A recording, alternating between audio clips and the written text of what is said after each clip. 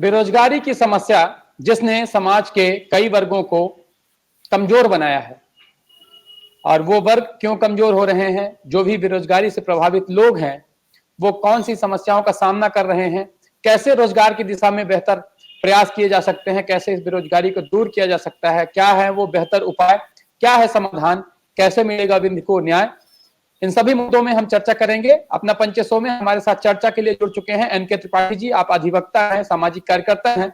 N K Tripathi ji, आपका अपना पंच 100 में स्वागत है। जी धन्यवाद सर।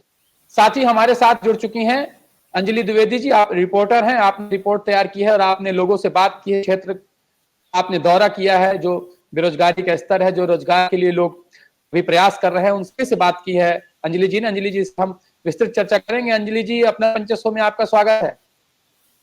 धन्यवाद। चर्चा की शुरुआत करते हैं एनके त्रिपाठी जी के साथ। एनके त्रिपाठी जी, जो बेरोजगारी का स्तर है और जो बेरोजगारी की समस्या है, विंध्य क्षेत्र के परिप्रेक्ष्य में यदि हम देखें, इस समस्या से पूरा देश परेशान है, लेकिन विंध्य क्षेत्र की हम बात करें तो विंध्य क्षेत्र में बेरोजगारी ज्यादा है। तो कैसे रोजगार मिलेगा, इसमें हम आगे बात करेंगे, लेकिन जो बेरोजगारी है उसको आप कैसे देखते हैं विंध्य क्षेत्र में? एक छोटा सा जुमला याद आ रहा था बेरोजगारी के ऊपर कि हमारी बेरोजगारी का अंदाज तुम क्या लगाओगे साहब, हमारी बेरोजगारी का अंदाज तुम क्या लगाओगे साहब। अब तो शमशान के बगल से निकलते हैं तो मुर्दे भी उठकर बोलते हैं नौकरी मिली क्या। तो साहब यही है हमारे यहाँ, बेरोजगारी तो ऐसी है कि जिससे मतलब ये कहा जाता है ना कि मरने वाले की आखिरी इच्छा भी पूछ ली जाए, है ना। यहाँ लोग मर जाते हैं और उनकी ये बेरोजगारी दूर करने की इच्छा भी है ना, वो खत्म नहीं होती। मुझे लगता है उनका पिंडदान करने के बावजूद भी वो आत्माएं उठ के बोलती होंगी कि बेटा मैं तो नहीं पाया, तुम हमारे भारत में थे, हमारे क्षेत्र में थे, तुम्हें रोजगार मिला। तो ये है हमारे यहाँ की स्थिति साहब, समझ रहे हैं ना। तो अंदाज क्या लगाएंगे आप जी? देखिए, अपने यहाँ एजेंसीज तो बहुत हैं जो एक तरह से सब चीजों का सर्वे करती हैं। एनएसएसओ है ना, जो सैंपलिंग का काम करती थी। इसमें ये आर्थिक एवं सांख्यिकी विभाग का एक हिस्सा था ये, है ना, जिसमें आर्थिक स्थिति लोगों की, उनकी एम्प्लॉयमेंट की स्थिति, है ना, राष्ट्रीय स्तर पर क्या है। और ये देखिए, अपना जो भारतीय ढांचा बना था वो मुख्य रूप से शिक्षा, स्वास्थ्य, चिकित्सा, है ना, इन सब चीजों के आधार पर ही बना था। और इसी के आधार पर संविधान को एक जीवंत रूप देने की कोशिश की गई, है ना। लेकिन अब जैसे जैसे आदमी की जनसंख्या बढ़ रही है, संसाधनों की आवश्यकता बढ़ रही है, बेरोजगारी का वहीं पे मापदंड बढ़ता जा रहा है ना। अब इसमें मैं क्या कहूँ, मैं पूरी बातें कहूंगा तो उसमें कहीं नहीं कहीं फिर वही शिक्षा। जी एनके त्रिपाठी जी, यदि हम देखें संसाधन की बात करें, आप शहडोल जोन पूरा है उसको देख रहे हैं, शहडोल क्षेत्र की जो गतिविधियां हैं उसमें नजर रख रहे हैं। पूरा शहडोल संभाग और रीवा संभाग दोनों की यदि हम बात करें तो यहाँ खनिज संसाधन, वन संपदा और अनेक अवसर हैं, ऊर्जा का स्रोत है। उसके बाद भी बेरोजगारी का जो स्तर है वो घट नहीं रहा है, रोजगार लोगों को मिल नहीं रहा है, बड़ी समस्या है। और इस विषय पे अपना पंच 100 हम एक विशेष शो अपना पंच 100 का किए हैं, और वो आप हमारे YouTube चैनल में देख सकते हैं। जो भी हमारे दर्शक जुड़े हैं वो भी देख सकते हैं, और इस महत्वपूर्ण चर्चा में उनके क्या विचार हैं वो भी कमेंट बॉक्स में लिख सकते हैं। आपके जो सुझाव होंगे, जो आपके समाधान होंगे वो महत्वपूर्ण रहेंगे, तो उन्हें हम अपने कार्यक्रम में शामिल करेंगे, उन्हें हम उच्च स्तर में भेजेंगे। इस दौरान जो आर्थिक गतिविधियां हैं, जो मशीनरी बढ़ी है, यदि हम देखें तो मशीनों का जो उपयोग बढ़ा है एक तो वो, और जो शिक्षा की स्थिति है ये भी महत्वपूर्ण हो रही है बेरोजगारी के लिए। जबकि शिक्षा की हम बात करें तो उसके लिए भी विभिन्न प्रयास चल रहे हैं। तो ये जो स्थितियां हैं एनके त्रिपाठी जी, इसको आप शहडोल संभाग के परिप्रेक्ष्य में कैसे देखते हैं? हालांकि आपकी नजर पूरे विंध्य क्षेत्र में रहती है, तो वहां का जो बेरोजगारी वहां की है, तो इतने संसाधन होने के बाद, खनिज संपदा होने के बाद भी बेरोजगारी घट नहीं रही है, बेरोजगारी बढ़ ही रही है। तो उसको आप कैसे देखते हैं? अब वही लैक ऑफ नॉलेज, शिक्षा जागरूकता की कमी, बार बार मैं आ जाता हूँ, वही हमारी धुरी आ जाती है बार बार। उस चीज को हमने पहले भी इंटीमेट किया, इन सब लोगों के सामने, समाज में भी इस चीज को रखा गया। और कई जी। जागरूक कर्ता जो लोग हैं वो भी कहते हैं कि शिक्षा शेरनी का दूध है, इसे जो पिएगा वो इस जंगल पे दहाड़ेगा। ठीक है ना? तो इस शेरनी के दूध को पीने के लिए और उस दूध को निकालने के लिए जो एक गुणवत्ताशील शिक्षक होने चाहिए, मार्गदर्शक होने चाहिए। एक एक शब्द है मेंटर, ये अभी एक नया शब्द मेरे जीवन काल में आया है। ये मेंटर मतलब मैं जब इसको देखा, मैं ये बेसिकली जब इसका वो देखा जाता है तो ये कुछ कारपोरेट सेक्टर पे ज्यादा आता है ये मेंटर। उसका हिंदी कह सकते हैं मार्गदर्शक। जब आपकी शिक्षा पूर्ण हो जाती है तो आपको एक अच्छे मार्गदर्शक की जरूरत होती है। मार्गदर्शक वो जो आपको अच्छा लगे, आपको हृदय से समझ में आए और आपको समझ में आए कि इस पर हमारा करियर में ये हमारा सहयोगी बन सकता है। ठीक है ना? तो एक ऐसी पद्धति, एजुकेशनल पद्धति में जो हायर एजुकेशन में ये चीज जोड़ा गया है कि आप मेंटरशिप करिए, स्टाइपेंड भी आपको मिलेगा उस पे, है ना? तो वो जो पद्धति चली उसमें बहुत अच्छा था कि जब आप पढ़ाई खत्म करते हैं और उसके बाद आपका साल भर का एक इंटर्नशिप होता है, जिसमें आप अपना कौशल वर्धन का काम कर सकते हैं, किसी के साथ जुड़ सकते हैं। तो ऐसा अभी हमारे क्षेत्र में आप अगर शहडोल व्यक्तिगत बोल रहे हैं या फिर कहा जाए विंध्य की बात कर लें, तो हमको नहीं लगता कि 100% स्थिति पे या मतलब एबव 25% के ऊपर ये अभी ये चलन अपने यहाँ नहीं आया है। कैंपस सिलेक्शन नाम सुना करते थे, तो कैंपसिंग की जाती है यहाँ पे कि बाहर की कंपनीज आती हैं तो कहीं किसी शिक्षा प्रांगण में आकर इकट्ठा हो जाती हैं, जिसमें आपकी एजुकेशन और क्वालिफिकेशन के आधार पर आपका चयन कर ली जाती है। तो निजीकरण के आधार पर देखा जाए तो थोड़ा बहुत प्रयास किए गए हैं, लेकिन उतना सफल मेरे को तो नहीं समझ में आया। यद्यपि शासन की तरफ से भी सीखो कमाओ योजना का प्रयोग किया गया था, लेकिन उसके भी आंकड़े हमको स्पष्ट नहीं मिल पा रहे हैं साहब। मतलब ये देखिए ऐसा है कि आप अगर रसूख वाले हैं, आपके बगल में कोई आपके पहचान के हैं, तो उस योजना के अंतर्गत थोड़ा बहुत लाभ ले लिए हो, मतलब इसको कह सकते अति जागरूक आप कहा जा सकता है ना? तो उससे अगर रोजगार को जोड़ेंगे तो हमको तो नहीं लगता कि उसे रोजगार कहा जाए पूरी तरह से। बेसिकली जो है ना, अपना जो एक पुराना जो परंपरागत सोच है कि उस हिसाब से ये रोजगार नहीं।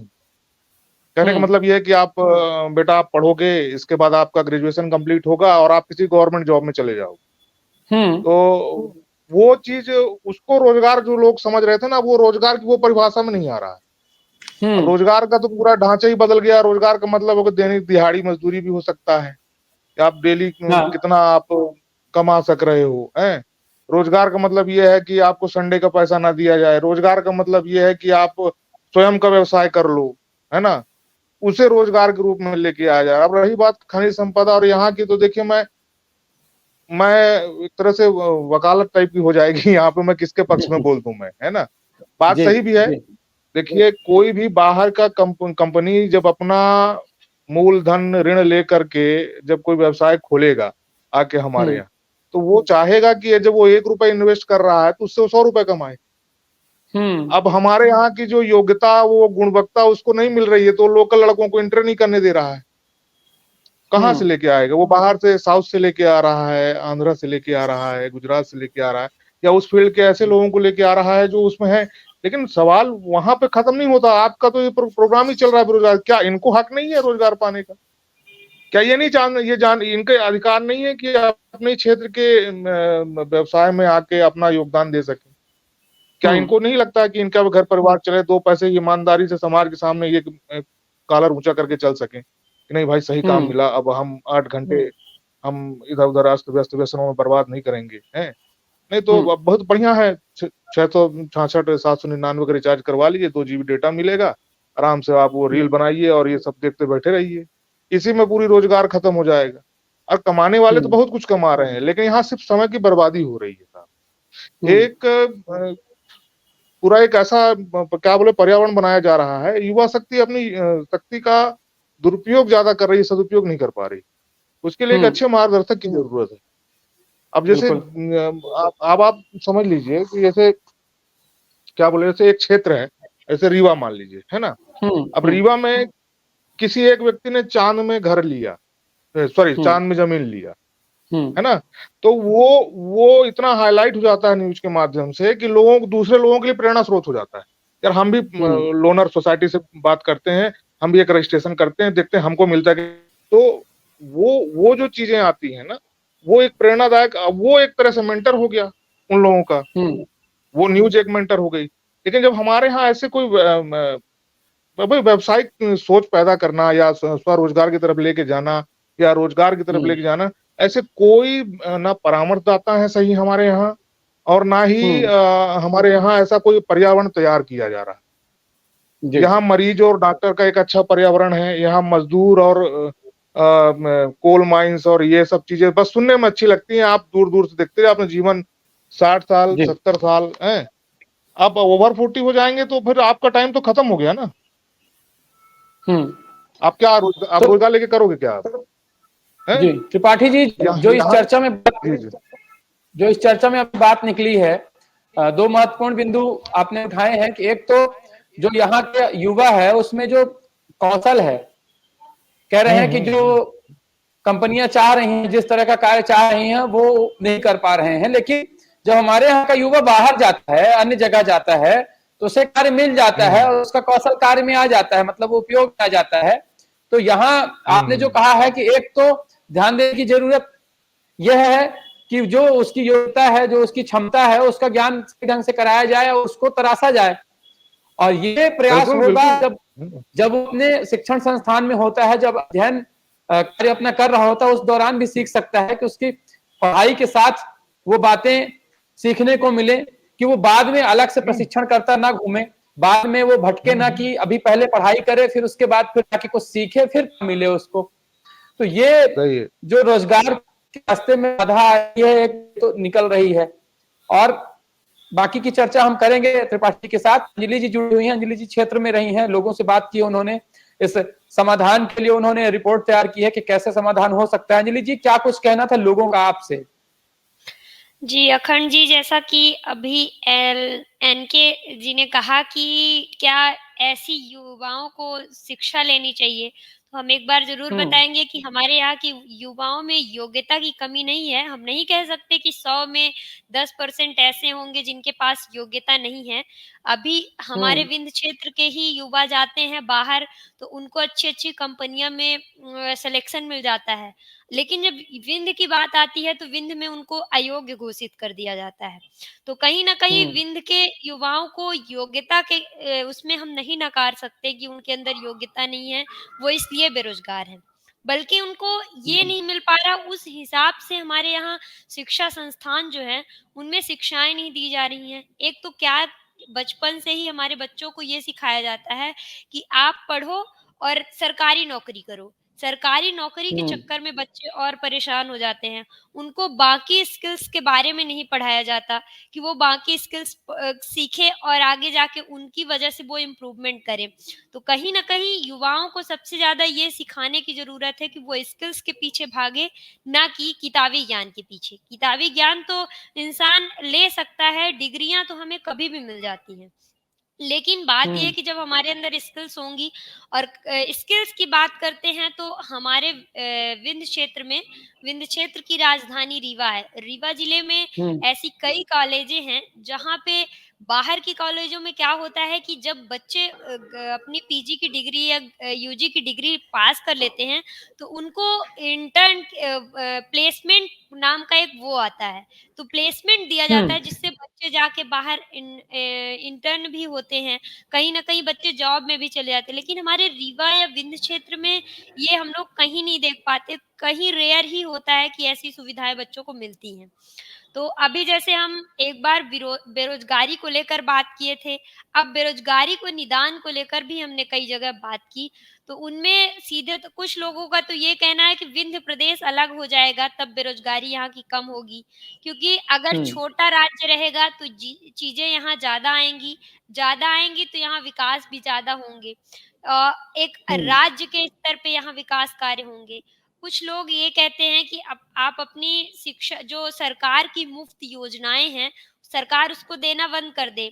जैसे सरकार कई तरह की योजनाएँ तो बाँट देता है, लेकिन युवाओं के लिए क्या वो योजनाएँ ज़मीनी स्तर पर सही होती हैं या नहीं? तो सबसे पहले तो सरकार को ऐसी योजनाएँ देना बंद कर देना चाहिए, जिससे कहीं न कहीं युवा उन पर आश्रित ना हो और आगे जाकर वो अपनी जो भविष्य की चीज़ें हैं उनको अच्छे से सँजो सके। तो कहीं न कहीं इसमें ये सबसे बड़ा ज़िम्मेदार ये भी हो सकता है कि सरकार की जो ये लॉलीपॉप योजनाएँ हैं, उनको बंद किया जाए। हुँ, युवा सबसे ज़्यादा उनको बड़े होते तो ये हो जाता है कि हम बड़े हो रहे हैं, हमको ये मिल जाएगा, ज़्यादा मेहनत करने की ज़रूरत ही नहीं है। अभी हुँ, एनके गुप्ता जी ने ये भी कहा था कि आप सीखो कमाओ योजना, तो सीखो कमाओ योजना में हम हुँ, बताएँगे कि जो वैकेंसी थी वो केवल 65,000 पदों पे थी, लेकिन जब भर्तियाँ हुई हैं तो उसमें 9 से 10 लाख के बीच युवाओं ने वैकें उसमें भर्ती की है। तो कहीं न कहीं रोज़गार के लिए युवाओं में इच्छा तो है कि हम कुछ सीखेंगे, आगे करेंगे तब ना 65,000 में 9 लाख लोगों ने आवेदन किया है। हुँ, जी, तो इस तरह से हम लोग क्या कह सकते हैं कि युवाओं का ही इसमें बड़ा हाथ नहीं है, कहीं न कहीं सब इसमें सम्मिलित है। युवा हैं ही, उनको अपनी शिक्षा को आगे बढ़ाने के लिए हर तरह के प्रयास करने चाहिए। शिक्षा के साथ-साथ वो कई ऐसे क्षेत्र हैं जिनमें भी उनको ध्यान देना चाहिए कि हम शिक्षा हुँ, के चलते बस आगे नहीं बढ़ेंगे, अपनी स्किल्स को लेकर ही आगे जाएँगे। जी। अंजलि जी ने अपनी बात बताई है क्षेत्र में जो उनसे लोगों ने बताया और अंजलि जी की जो बातें हैं, वो रिपोर्ट पे आधारित है। उस रिपोर्ट को आप हमारे यूट्यूब चैनल में देख सकते हैं। आप अपने सुझाव दे सकते हैं, जो भी हमारे दर्शक जुड़े हैं वो अपने सुझाव ज़रूर दें, क्योंकि ये चर्चा हम लेके आ रहे हैं, अपना पंच शो में हम प्रयास कर रहे हैं कि जो मूल मुद्दे हैं आपके, वो यहाँ पर ध्यान उनमें दिया जाए। जो हमारे जनप्रतिनिधि हैं वो किसी भी पार्टी, किसी भी दल के हों। मध्य प्रदेश में चुनाव हो चुके हैं, परिणाम आने को है, जो भी सरकार बने वो आपके मूल मुद्दों में ध्यान दे, उनमें सुधार हो, जो समस्याएं हैं उनका हल हो। और इसके लिए आपको अपना सुझाव बताना होगा और आपको अपने इस चैनल को शेयर करना होगा, लाइक करना होगा, क्योंकि ये आपकी आवाज है, इसके मूल में आप हैं। आप इसको जितना दूर तक पहुंचाएंगे उतनी तेजी से आप समस्याओं का हल खोजा जाएगा। एन त्रिपाठी जी के पास चलेंगे। एन के त्रिपाठी जी, अंजलि जी ने जो अभी यहाँ पर बात उठाई है, जो लोगों ने उनसे बात कही है, जो कुछ समाधान का बताया है उनको, जो वो कारक हैं, उनको आप कैसे देखते हैं, जो ये कारण निकल के आए हैं? बिल्कुल सही उन्होंने बोला जो बोला, और दो टूक शब्दों में उन्होंने कहा, उनके सर्वे रिपोर्ट है वो तैयार है इस विषय में। उन्होंने बताया कि अगर 9 लाख भर्तियां 65,000 पदों के लिए आ रही हैं तो ये दुर्भाग्यपूर्ण है शासन के लिए और समाजतंत्र के लिए। और दूसरी बात, अगर योग्यता की बात जो आई, उन्होंने ठीक कहा, योग्यता तो है, हमारे यहाँ है योग्यता। सवाल यहाँ ये हम्म, उठता है, जो मैंने इशारा किया आपको इस बात पर कि भाई ठीक है, मैंने कभी सुना था कि कनाडा गया हुआ भारतीय वापस आकर के गौधन सेवा के लिए लग गया और वृंदावन में इतनी बड़ी गौशाला खोला है जिससे कि कम से कम 500 लोगों को रोजगार मिला। क्या अबिंद में ऐसे कोई हम्म, लोग हैं जो विदेश गए और वापस आकर के विदेश की नौकरी को छोड़ करके स्व-व्यवसाय के लिए और अपने राज्य के लोगों के लिए और उनको नई दिशा देने के लिए एक मार्गदर्शक के रूप में, एक मेंटर के रूप से काम किया हो? ऐसे आपको बहुत कम हम्म, मिलेंगे। जीवन चलाना है, जी, बिना बलिदान के क्रांति है, बिना क्रांति के बिना आज़ादी मिल नहीं सकती, है ना? तो हम्म, किसी न किसी को तो हम्म, नींव का पत्थर बनना पड़ेगा। और साहब, हम्म, अगर आप ये सोच रहे हो कि एक मध्यम वर्गीय परिवार या गरीब वर्गीय परिवार जिसका एक पूरा परंपरागत ढांचा से जिसने पढ़ाई की हो, हैं? और हम्म, संविधान के नई शिक्षा नीति का उपयोग ना किया हो, उसी शिक्षा नीति के जिसमें परसेंटेज कम हो और पढ़ाई का स्तर बड़ा लचर रहा हो, और उसको आप कहो कि भाई हम्म, वो वैकेंसी की फॉर्म भरे, पता चला वो परसेंटेज में कट ऑफ हो जाएगा, है ना? तो हम्म, अगर ये पहली बात तो ये है कि अगर आप डिग्रियाँ ले रहे हैं, 2 बातें हो गई। यदि आप डिग्री नहीं रखते हैं तो आप आवेदन योग्य नहीं रह जाएँगे, चाहे कैंपस सिलेक्शन हो जाए चाहे और फिर बात रहती है हम्म, गुणवत्ता की। अब हम्म, गुणवत्ता की जो आकलन आप कैसे लगाएँगे? मार्कशीट में लिखा हुआ क्या गुणवत्ता का मार्क्स अलग से मिलता है क्या? मार्कशीट में हम्म, गुणवत्ता के मार्क्स नहीं मिलेंगे, सब्जेक्ट्स के मार्क्स मिलते हैं, ठीक है? अब सब्जेक्ट्स के मार्क्स अगर आपको मिल गए और वो कम रहे, तो पहली बात तो आप प्रवेश ही नहीं कर पाएँगे किसी परीक्षा में या प्रतिस्पर्धी परीक्षा योग्य ही नहीं रहेंगे। अब फिर बाद में आ जाएगी हम्म, आपकी बौद्धिक कुशलता। तो बौद्धिक कुशलता के लिए आपके पास 3 घंटे का समय रहेगा, जिसमें हम्म, आप अपना दिनचर्या छोड़ करके, और इतने कम तो देख ही रहे हैं, कितने कम समय में हज़ारों परीक्षाएँ निपटाई जा रही हैं। और सबसे बड़ा हथियार है याचिका, हम्म, जनहित याचिका लग गई, तो आपकी योजनाएँ भी बंद हो जाएँगी, आपकी परीक्षाएँ भी बंद हो जाएँगी, लड़का बुड्ढा हो जाएगा जो प्रवेश में बैठा हुआ था, फिर वो ना किसी व्यवसाय के हम्म, लायक रह जाएगा, ना व्यापार के लायक रह जाएगा, ना ही परीक्षा के लायक रह जाएगा। तो भैया इस हम्म, धरती पे ही वीर जन्म लेते हैं, गलत नहीं बोल रही हैं अंजलि जी। वीरों की धरती वसुंधरा है हमारी। लेकिन उस वीरता को हम्म, निखारने के लिए उस माटी को खरा होना पड़ेगा। उसको जी, उस तपिश में जलना पड़ेगा। हम बार-बार देख रहे हैं क्या किया? पढ़े लिखे, डिग्री पाए, नौकरी किए और शहीद हो गए। यही जीवन का अर्थ है। मैं देख पा रहा हूं कि जो 70 साल का बुजुर्ग है जिसने नौकरी नहीं की है, वो 90 साल जीने की सोच रहा है। लेकिन जो नौकरी करके निकल रहे हैं और 60 साल के बाद अपने आप को फाइनल रिटायर मान लेते हैं मेंटली। इतने रोग लेके आ जाते हैं कि पूछो मत। उनमें ये प्रेरणा ही नहीं है सास की नौकरी से निकलने के बाद कि अभी हमको 30 साल 40 साल जो भी जीना है, 10 साल 20 साल, वो हम अपने युवाओं को दें, जो हमने पाया वो दें। अच्छा, आप कल्पना करिए, मैं अपनी आप बीती बता रहा हूं। मैं 12वीं और ग्रेजुएशन के बाद तक तो मुझको ये मालूम ही नहीं था कि वास्तव में शासकीय प्रणाली होती क्या है। शासन में नोट शीट कैसी बनाई जाती है, ऑर्डर शीट कैसी बनाई जाती है, ऑर्डर शीट का वैल्यू क्या होता है, उन गतिविधियों की कोई जानकारी नहीं। क्यों? क्योंकि अभी हम नौकरी में नहीं थे। लेकिन आपको आरटीआई लगाने का अधिकार दे दिया गया। ठीक, आपके सारे कामकाज अंग्रेजी भाषा में किए जा रहे हैं और आपको ये कहा जा रहा है कि आप आरटीआई लगा के जानकारी ले लो। भाई, वे ऑफ कम्युनिकेशन आपका क्लियर नहीं है, आपका एजुकेशन उस तरह का हुआ नहीं। बायोलॉजी का लड़का है, उसको राजनीति के बारे में आप चर्चा करवा रहे हैं। उसने पीएचडी कर डाली बायो साइंस से, लाइफ साइंस के ऊपर उसने कर दिया, फिशरीज के ऊपर उसने काम कर दिया। उसको अचानक बोल दिया जाता है कि भैया आप चुनाव लड़ लो। वो क्या जानेगा समाजवाद, वो क्या जानेगा सोशल साइंसेस। बिल्कुल। और वहां जब वो 10वीं पढ़ रहा था, जब उसको सब्जेक्ट चयन करने की बात आ रही थी, तो लड़कों और सहेलियों से पूछ के, नहीं मैं तो मैथ्स ही लूंगा, भूखे नहीं मरोगे, ट्यूशन पढ़ाने योग्य हो जाओगे, धंधा चलता रहेगा। ट्यूशन के दम पे चला रहे हो। क्या लाइफ का उद्देश्य है? कहाँ जा रही है ये एजुकेशन? और फिर जब एक स्तर ऐसा आ जाता है कि शादी होने की स्थिति, अब तो शादी नहीं हो रही साहब। अब तो हम क्या बड़े बड़े ये है कि 35% आरक्षण महिलाओं को मिल रही है। महिलाएं जम के पढ़े। अब उनके साथ वही चीज होने वाली है जो लड़कों के साथ पिछले विगत वर्षों में हुई है। जम के पढ़ाई करो, जम के नौकरी पाने के लिए प्रयास करो। जो भी तुम्हारे बुजुर्गों ने इकट्ठा किया होगा जीवन यापन के लिए, वो सब कोचिंग सेंटर में दे आओ। और उसके बाद जब नौकरी पा जाना, तो कसम खाओ कि किसी एक बेरोजगार लड़के से शादी कर ले।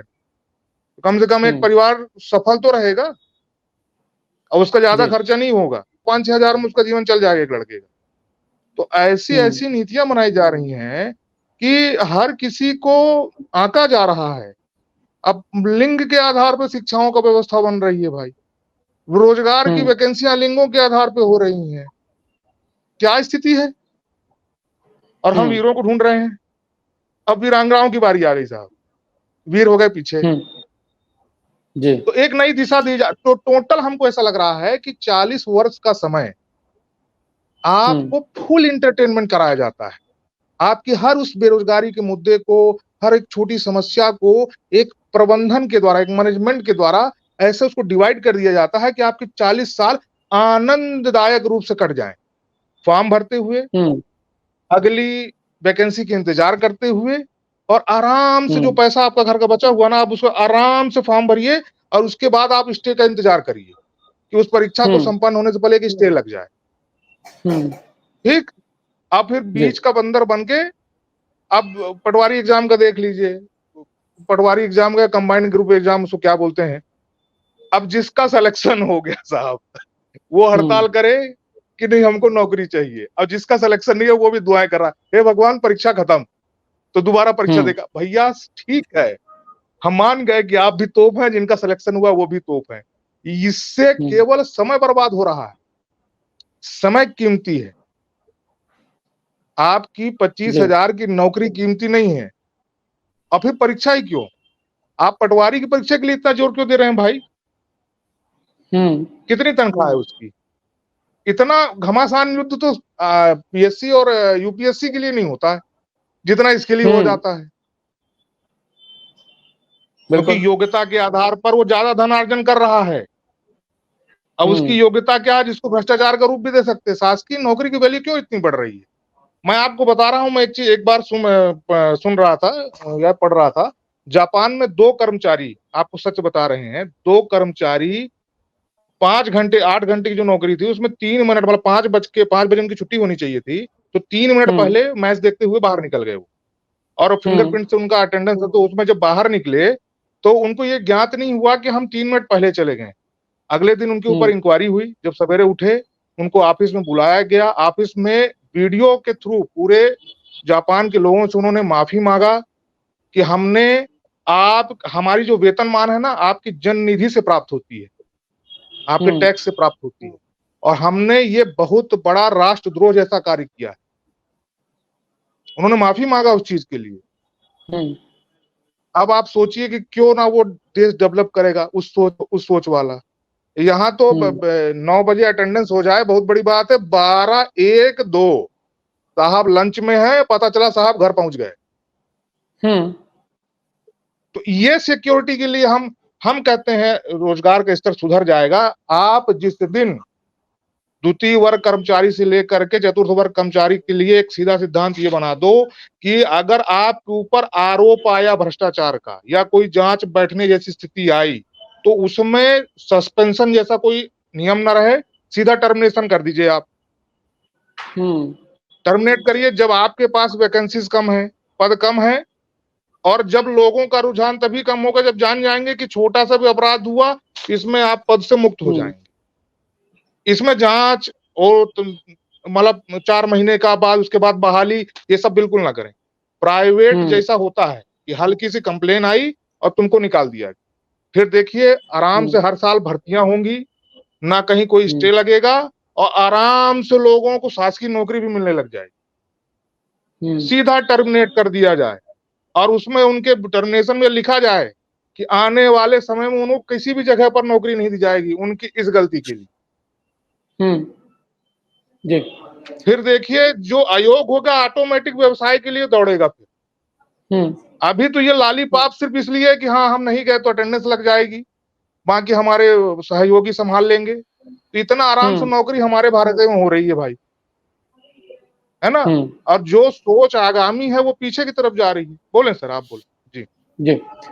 त्रिपाठी जी ने जो बातें यहाँ पर रखी हैं वो महत्वपूर्ण बातें हैं, जो हमारे दर्शक देख रहे हैं वो भी उसमें विचार करेंगे, जो तैयारी करने वाले युवा देख रहे हैं वो भी विचार करेंगे, अपने विचार हमारे कमेंट बॉक्स में बताएंगे। इस बीच कुछ बातें निकल के आई हैं। एक बात ये निकली कि 40 वर्ष तक लगातार पढ़ते रहना, तैयारी करना, उसके बाद फिर रोजगार शासकीय जो परीक्षाएं हैं उनको परीक्षाओं को देना, और फिर कहीं जब उन परीक्षाओं में असफल हो जाता है आदमी तब व्यवसाय की ओर लौटता है, अपनी खेती की ओर लौटता है, अन्य कार्यों की ओर लौटता है, और तब तक उन कार्य लायक भी नहीं बचता है। तो ये यहाँ पर यदि देखें तो जो समाज है, जो घर के लोग हैं, जो समाज पूछता है, कहीं ना कहीं समाज भी जो मानक बना के रखा है, कितना भी पढ़ा हो व्यक्ति, कितना भी ज्ञान हो उसके पास, लेकिन यदि वो शासकीय सेवा में नहीं है तो उसे लोग कहीं ना कहीं कमतर आंकते हैं कि इन्होंने अच्छे से पढ़ाई नहीं की, इन्होंने अच्छे से तैयारी नहीं की। तो एक तो ये जो सोच है कि शासकीय सेवा में जाना एक बुद्धिमान व्यक्ति का मानक होगा यह, और दूसरा पहलू है कि बचपन से ही बताना कि आप शासकीय सेवा में चले जाइए, और शासकीय सेवा कैसे मिल रही है वो सरकार का मामला है, और जिस भी पार्टी के, जिस भी दल के लोग सरकार में बैठे उनको ये स्पष्ट करना चाहिए कि जो भी भर्तियां निकलती हैं वो निश्चित समय अवधि में हो, और जब एक ही कार्य है उन आयोगों का, उन एजेंसियों का भर्ती करना, तो वो सही ढंग से हो और उसमें समय न खराब हो। त्रिपाठी जी ने कहा समय खराब हो रहा है, वास्तव में समय की खराबी में वो युवा यही नहीं निर्धारित कर पाता है कि वो क्या करेगा, व्यवसाय करने चला जाए कि अभी यहीं लगा रहे, क्योंकि जब परीक्षा देगा 4 साल 5 साल उनका परिणाम नहीं आएगा और भर्तियां नहीं होंगी तो बड़ी विडंबना की स्थिति होती है, क्या चुने क्या ना चुने। एक बात शिक्षा की आई है कि ये जो 40 वर्ष वाली बात है, 40 वर्ष तक अध्ययन करता है व्यक्ति, उसके बाद भी सफल नहीं हो पाता। तो यदि हम अपने पहले जाएं, पुराने लोगों को देखें तो 5वीं 8वीं 12वीं यहां तक के पढ़े लोग, इतनी पढ़ाई पढ़े लोगों ने देश चलाया है और देश को उस स्थिति से निकाल के लाया है जब आप कल्पना नहीं कर सकते कितनी परेशानियां रही होंगी। तो उनकी योजनाओं में कहीं कमी नहीं थी, उनके कार्यों में कहीं कमी नहीं थी, लेकिन जैसे जैसे देखने के लिए जो डिग्री बढ़ रही है, जो ये कहा जा रहा है कि हम शिक्षा में और कदम बढ़ाते जा रहे हैं, शिक्षा मजबूत होती जा रही है हमारी, उतनी बेरोजगारी भी बढ़ती जा रही है। बेरोजगारी का हल नहीं हो पा रहा है, और बेरोजगारी का हल यदि देखने चले तो सबसे ज्यादा लोग अब रोजगार पे आश्रित इसलिए हो रहे हैं, सरकार की तरफ देख रहे हैं। जो हमारी खेती है, जो हमारी खेती मूल में रही है, खेती हमारी कमजोर होती जा रही है, दिनों दिन कमजोर हो रही है खेती, तो उसको कैसे मजबूत कर सकते हैं। ये एक विधान हो सकता है कि हमारी कृषि के लिए जो खाद बीज है, जो बिजली है, जो पानी है, वो समय से मिले, और यदि किसान मजबूत होगा तो वो इतना ज्यादा आश्रित नहीं होगा कहीं। बहुत बड़ी चर्चा है और काफी बातें हो सकती हैं। और इसीलिए हम ये जो बेरोजगारी का विषय है, गरीबी का विषय है, इस पे लगातार अपना पंचेसो एक निश्चित अंतराल में लेके आ रहे हैं, अलग अलग लोगों को जोड़ रहे हैं। और हमारा दर्शकों से कहना है कि आप भी अपने सुझाव दीजिए कि आपको क्या लगता है कि क्या वो बेहतर सुझाव हो सकते हैं, कैसे मिल सकता है विंध्य को न्याय। यदि विंध्य पीछे है, आंकड़ों की बात करें आप तो मध्य प्रदेश की बेरोजगारी 7.1% है और विंध्य की बेरोजगारी 9.3% है। मध्य प्रदेश से ज्यादा विंध्य की बेरोजगारी का स्तर है। तो यहां इसलिए हम विंध्य की बात कर रहे हैं। कई बार कुछ संदेश आते हैं हमें कि आप लोग विंध्य की ही बात क्यों कर रहे हैं, क्योंकि हम विंध्य में हैं तो विंध्य की बात कर रहे हैं। और यदि हम विंध्य को मजबूत करेंगे तो कहीं ना कहीं मध्य प्रदेश भी मजबूत होगा, हमारे देश को भी मजबूती मिलेगी। क्योंकि विंध्य का खनिज, विंध्य का जो ऊर्जा है वो पूरा देश इस्तेमाल कर रहा है, लेकिन विंध्य के जो लोग हैं वो अभाव में जी रहे हैं। बड़ा सवाल है। एक बार एनके त्रिपाठी जी के पास चलेंगे। हमारे कार्यक्रम में समाप्ति का वक्त हो रहा है, किसी और दिन फिर से विस्तृत चर्चा करेंगे इस विषय पर। त्रिपाठी, जो खेती की बात है, लघु उद्योगों की बात है, कुटीर उद्योगों की बात है, इनके माध्यम से भी हम बेरोजगारी में कहीं ना कहीं नियंत्रण पा सकते हैं, जो गरीबी का स्तर है उसको कम कर सकते हैं। क्योंकि जब स्वरोजगार की ओर हम बढ़ेंगे तो ये लगातार ये जो 5 साल 4 साल भर्तियां हो रही हैं उनकी तरफ भी नहीं देखना होगा। हालांकि वो बड़ी समस्या है, उसको हम नजरअंदाज नहीं कर सकते हैं, उसमें भी निदान होगा। उसमें हमने बराबर बात उठाई है, विंध्य फर्स्ट ने कोशिश की है कि उन मुद्दों में भी चर्चा हो, आगे भी हम चर्चा लेकर आते रहेंगे। त्रिपाठी जी, जो कुछ समाधान है वो आपके नजर में क्या है, उन पे हम चर्चा कर लेते हैं और उसके बाद हम समाप्ति की ओर बढ़ेंगे। पहला समाधान जी, संतोष जीवन में लेके आइए। हमारे यहाँ कहा जाता है कि आप एक नाव में बैठ के अगर आप नदी पार करेंगे तो आप अपने लक्ष्य तक पहुंच जाएंगे। 20 नावों में पैर रखने की कोशिश ना करें। एक साधे सब सदे, सब साधे सब छूट जाए, यह हर युवाओं के लिए। क्योंकि योजनाएं आपके लिए एक प्रलोभन मात्र हैं, इतना याद रखें, ठीक है। और दूसरी इसमें जो अगली बात ये है कि आप अपना व्यवसाय अगर करते हैं या कोई नया उद्यम चालू करते हैं तो ऋणग्रस्त ज्यादा ना हो, ठीक है। ऋण की व्यवस्था की गई है। आज मैं ये देख रहा हूँ कि जो मेरे आजू बाजू का परिवेश चल रहा है, खाने कमाने के लिए कुछ नहीं है, लेकिन आईफोन का सपना सब देख रहे हैं। और आईफोन भी इस आधार पे ले रहे हैं, एंड्रॉइड से मन उब गया है और आईफोन की ईएमआई बांध दो भैया, नो कास्ट ईएमआई होना चाहिए। भैया कमाई तो कर लो। आज आप उस पैसे को ज्यादा खर्च करने के लिए सोच रहे हैं जो आपके पास है ही नहीं। अब बैंक से कर्जा लेके खर्च करना चाहते हैं तो आप देश का विकास नहीं करेंगे। 24 भगोड़ों का नाम आया है पूरे भारतवर्षों में और आज तक उनके पैसों का हिसाब किताब नहीं मिल पा रहा है। ये भगोड़ा नीति खत्म करिए और आरबीआई के ऊपर कम लोड बने, ऐसा काम करें सबके सब और स्वयं उद्यम के लिए आगे बढ़े, ठीक है। और दूसरी बात यह है कि आप छोटा उद्यम डालिए 5-6 लोगों को और डेटा सही दीजिए। मैं देख पा रहा हूं मैं कि जो अपने जो छोटे दुकानदार भी हैं जो गुमास्ता का लाइसेंस बनवाते हैं, उनके यहाँ कई लोग काम करते हैं। तो यदि वर्कर 5 हैं तो लिखा 1 ही देते हैं, है ना। तो जो वर्कर्स हैं उनके आंकड़े सही डालें वो, है ना, और सही चीज रखें ताकि पारदर्शिता बने। सवाल अपने राष्ट्र की उन्नति का है, अपनी व्यक्तिगत उन्नति का नहीं है। क्या होता है कि बार बार एक ही चीज आप रटिए, वो सिद्ध हो जाएगी। यदि यार आपको राम को सिद्ध करना है तो 1.5 लाख मंत्र जाप करिए, राम सिद्ध हो जाएंगे। आप बेरोजगारी को सिद्ध करना जा रहे हैं, बेरोजगारी जपते जाइए, पूरा भारत बेरोजगार हो जाएगा। तो सकारात्मकता की तरफ आपने बढ़ना है और उसी ढंग से काम करना है। और समस्त विंध्य की जनता और युवाओं से जो विदेश में रह रहे हैं, प्रवासी हैं, कहूंगा कि फिर से वतन की ओर लौट आओ। जो सीखे हो अच्छी चीज वो यहाँ भी दे के जाओ। तुम्हारे इंतजार के लिए वीरों की आंखें तरस रही, है ना। तो ये सब कहानियां हैं और इसी कहानी के साथ मैं ज्यादा तो नहीं बोलूंगा। कोशिश करें। और ऐसा है कि 10वीं के बाद से ही सारे जितने युवा हैं और बाल्यावस्था के जो लोग हैं जो अपना कदम युवावस्था की तरफ डाल रहे हैं, जब उनके शारीरिक परिवर्तन शुरू हो जाते हैं, जब उनके ऊपर जिम्मेदारियां शुरू हो जाती हैं, उनको दुनिया एकदम नई अविस्मरणीय समझ में आने लगती है, जैसे फिल्मों में चल रही है। उसी बीच एक नई फिल्म की तैयारी करें वो, और साथ में चाहे साइकिल रिपेयरिंग का ही काम शुरू कर दो भाई, लेकिन 2 पैसा कमाने के बारे में भी जोड़ लो अपने आप, ठीक है ना। जो अच्छा लगे जिस फील्ड में आप अपनी किताबी ज्ञान के साथ साथ अपने प्रायोगिक ज्ञान को भी बढ़ाएं और जो समाज के लिए हितकर हो ऐसे आविष्कार के लिए भी सोचें।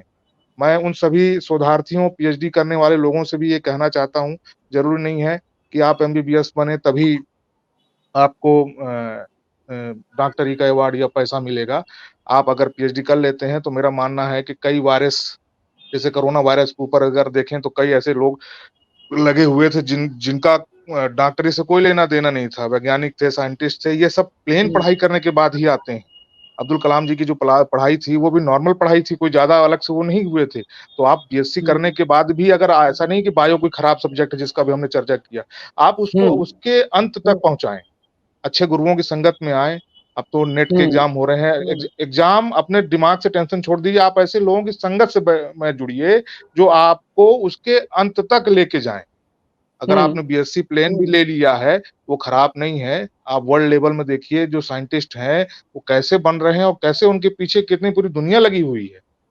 लाइफ साइंस में ले लीजिए, केमिस्ट्री में आप ले लीजिए, बायोलॉजी में ले लीजिए, पॉलिटेक्निक में, पॉलिटिक्स में ले लीजिए, इनके आप उदाहरण बने।